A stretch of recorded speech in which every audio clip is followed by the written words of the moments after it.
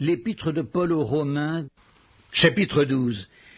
Je vous exhorte donc, frères, par les compassions de Dieu, à offrir vos corps comme un sacrifice vivant, saint, agréable à Dieu, ce qui sera de votre part un culte raisonnable.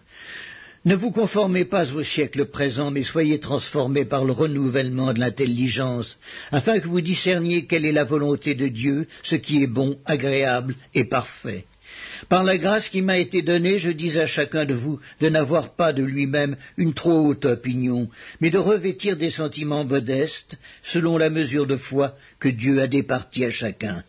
Car, comme nous avons plusieurs membres dans un seul corps, et que tous les membres n'ont pas la même fonction, ainsi nous qui sommes plusieurs, nous formons un seul corps en Christ, et nous sommes tous membres les uns des autres.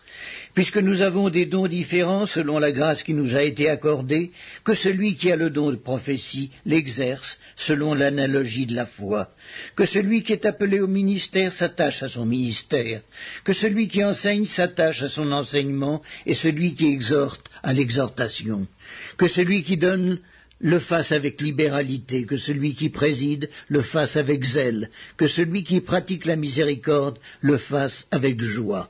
Que la charité soit sans hypocrisie, ayez le mal en horreur, attachez-vous fortement au bien. Par amour fraternel, soyez pleins d'affection les uns pour les autres. Par honneur, usez de prévenance réciproque. Ayez du zèle et non de la paresse. Soyez fervents d'esprit, servez le Seigneur, réjouissez-vous en espérance, soyez patients dans l'affliction, persévérez dans la prière, pourvoyez aux besoins des saints, exercez l'hospitalité. Bénissez ceux qui vous persécutent, bénissez et ne maudissez pas. Réjouissez-vous avec ceux qui se réjouissent, pleurez avec ceux qui pleurent. Ayez les mêmes sentiments les uns envers les autres. N'aspirez pas à ce qui est élevé, mais laissez-vous attirer par ce qui est humble. Ne soyez point sages à vos propres yeux.